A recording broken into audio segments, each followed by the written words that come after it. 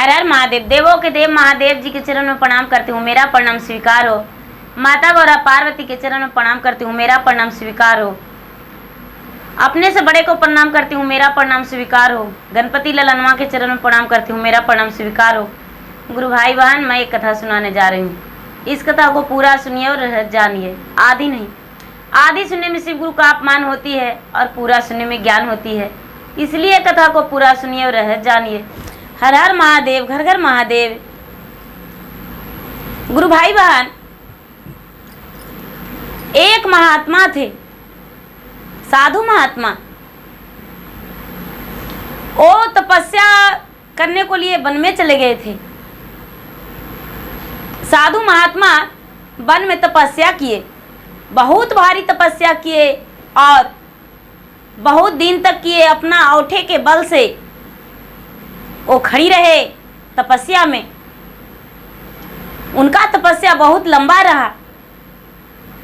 वो किसी चीज भी प्रण ठान कर तपस्या में नहीं थे कि हमको ये मिलना चाहिए।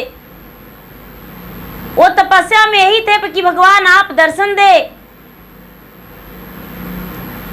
और कुछ मुझे ऐसा चीज दीजिए कि जिसमें हम लोगों का उसे भला कर सके।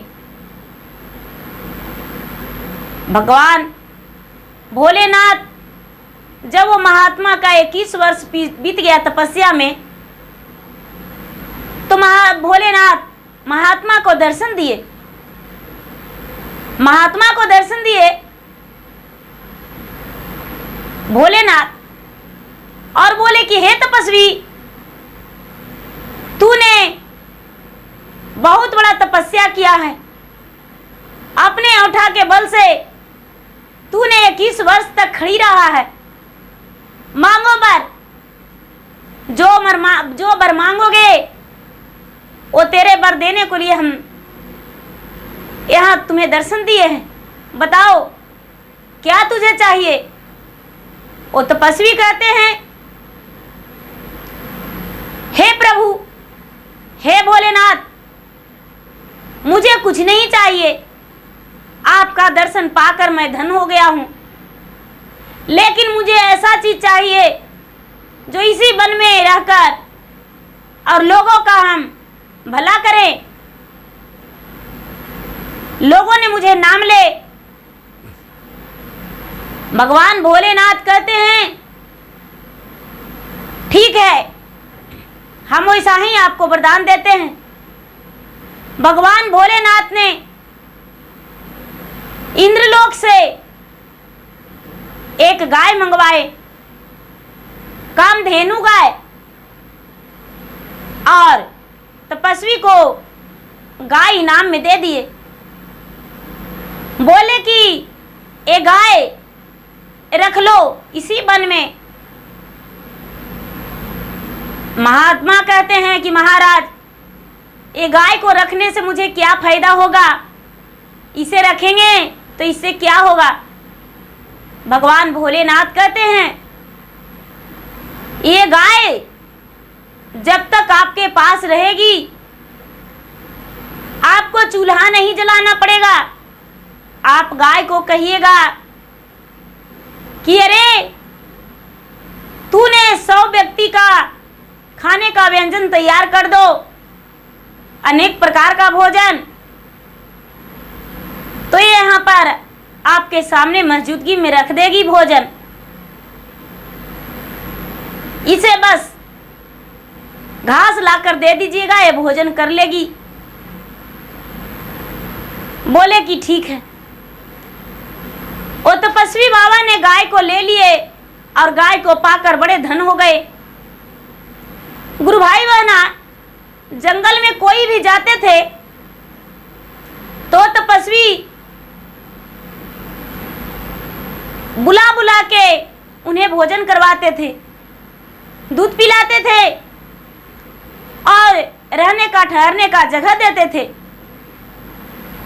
जितने जो बंजारन थे, लकड़हारे थे, वो बाबा के पास अवश्य ही जाते थे और बाबा के जो गाय थी, गाय के दूध पीने को लिए अनेक प्रकार के भोजन जो गाय दिया करती थी उस भोजन को खाने के लिए लोग जाते थे। बाबा महर्षि का नाम, पूरा महात्मा का नाम पूरा राज्य में प्रचलित हो गया। वहाँ बाबा से मिलने जाते थे, गाय से दर्शन करने जाते थे, लेकिन गाय पूरा समय के लिए वो नहीं रहती थी वहाँ।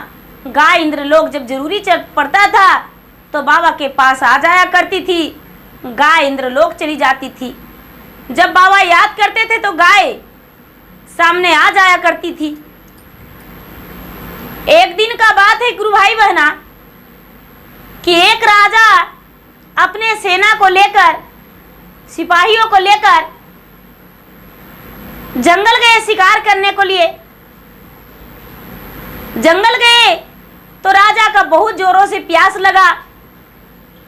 तो बाबा महात्मा के बारे में राजा को पता चला था कि एक जंगल में महात्मा रहते हैं, भूखे को और प्यासे को पानी देते हैं, रहने के ठहरने का जगह भी देते हैं। चले उन्हीं के पास। पूरा सिपाही सेना को लेकर बाबा महर्षि के पास, बाबा तपस्वी के पास चले गए। जब बाबा तपस्वी देखे तो राजा को कहने लगे कि कैसे आना हुआ, आइए मेरे कुटिया में आपका स्वागत है। राजा ने साधु को नमस्कार करके और साधु को कुटिया में, महात्मा के कुटिया में सेना के साथ बैठ गए। साधु बाबा ने बोले कि आपका क्या सेवा करूं? आप राजा हैं और मेरे कुटिया में चलकर आए हैं। कहने लगे तो मुझे बहुत जोरों से प्यास लगा है। कुछ लोग कहने लगे कि मुझे भूख भी लगा है। ए महात्मा ने क्या किए कि गाय को याद किए और गाय उनके पास आ गई। और जितना वो राजा के पास बहुत सारे सेना थे, बहुत सारे सिपाहियां थे, सारी का भोजन महात्मा जी तैयार करवा दिए। गाय पल भर में अनेक प्रकार के भोजन वहां रख दी। गाय को किसी का नजर नहीं पड़ा। गाय फिर से इंद्रलोक चली गई। जब राजा अनेक प्रकार के व्यंजन देखें तो कहने लगे घर में तो बनने में बहुत समय लगता है, लेकिन ये महात्मा जी 5 मिनट में इतना सारा भोजन कैसे बना दिए? बहुत सारा भोजन रखा हुआ है। राजा को बोले कि हे राजन, अपने सेनापति से बोलिए कि सब मिल बांट के भोजन कर लेंगे। मेरे पास इतने व्यक्ति नहीं है कि सबका परोस के दूं। राजा के जितने सेनापति थे सब मिल बांट के भोजन कर लिए।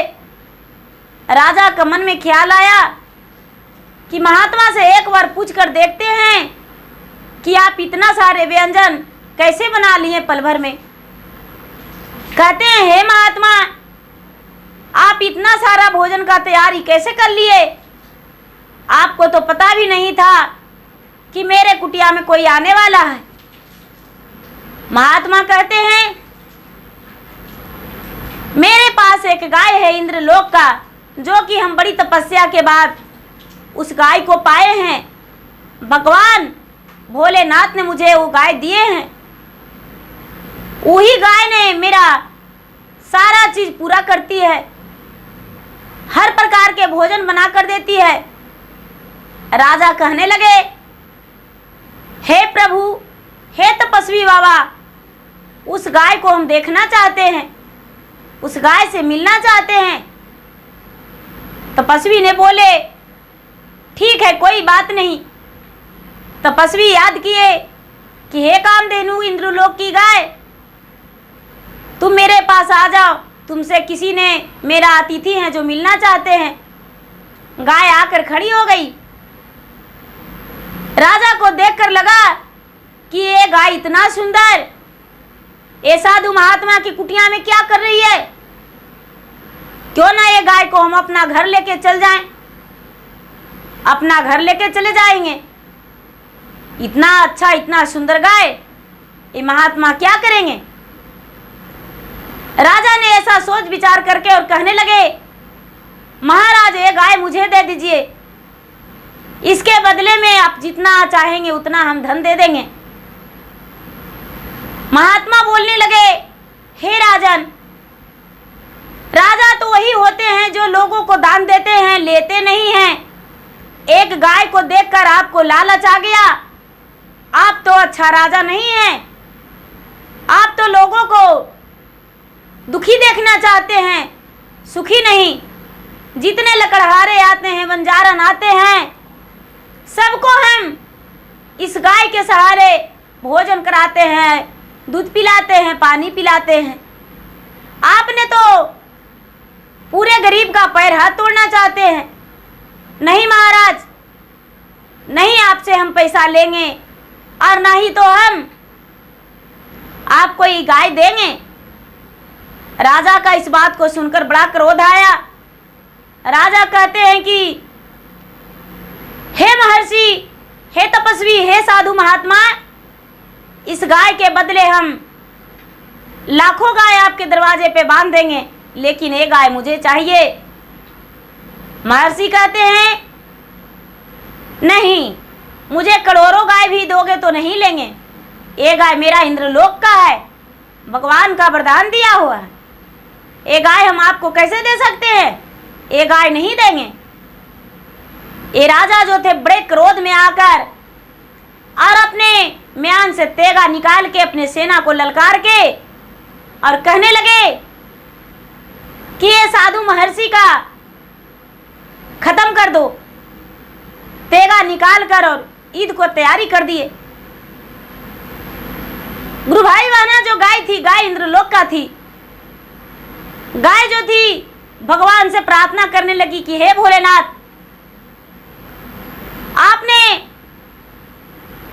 जो गाय दी है महात्मा को, तो हम गाय तो यहाँ पर आकर खड़े हैं, लेकिन ये राजा ने मुझे ले जाना चाहते हैं।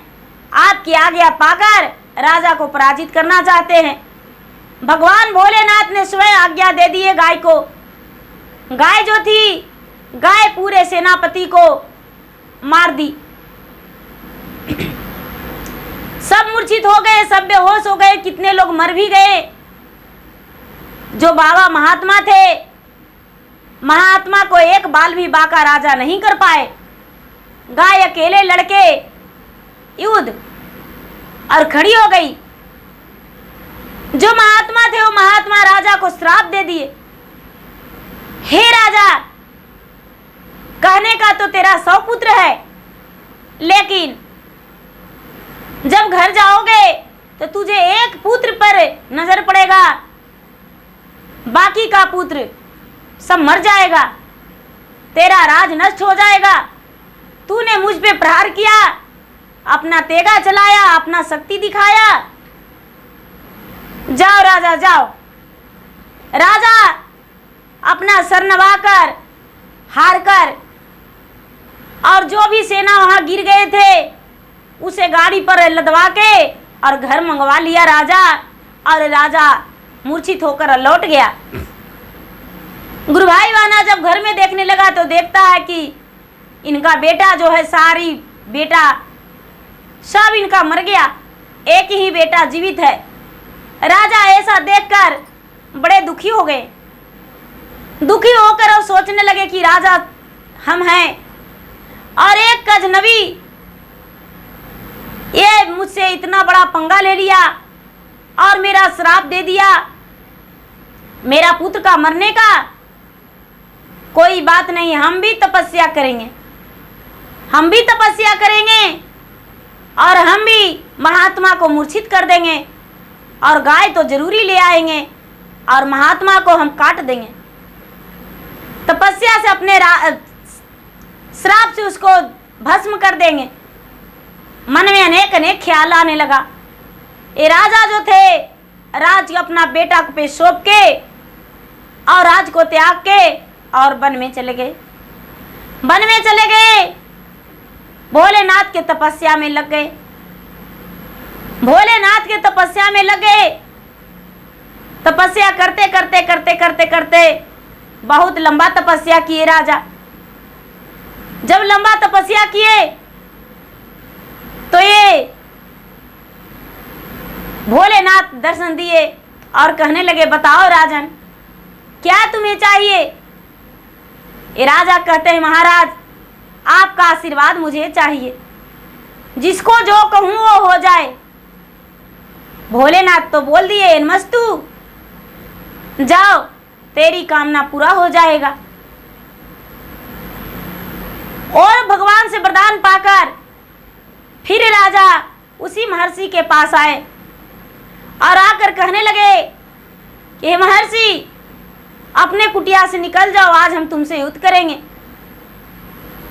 महर्षि ने बाहर आए और कहने लगे, अरे तू तो वही राजा है, आज तूने तपस्वी जैसा बन के मेरे द्वार पे आए हो मुझसे युद्ध करने के लिए, तो कोई बात नहीं, हम खड़े हैं, तूने मुझे मार दो।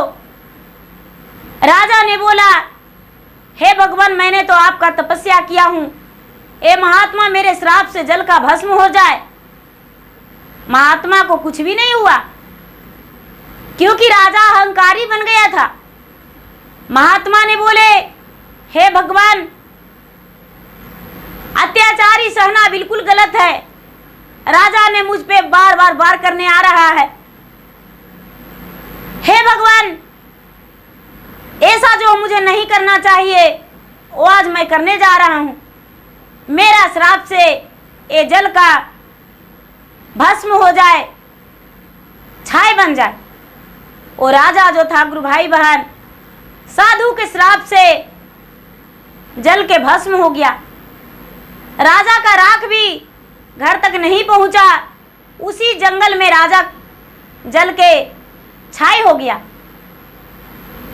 जो महात्मा जे थे, महात्मा कोई अहंकारी से तपस्या नहीं किए थे, सच्चे मन से, सच्चे हृदय से, निर्छल दिन बुला के भगवान भोलेनाथ का तपस्या किए थे।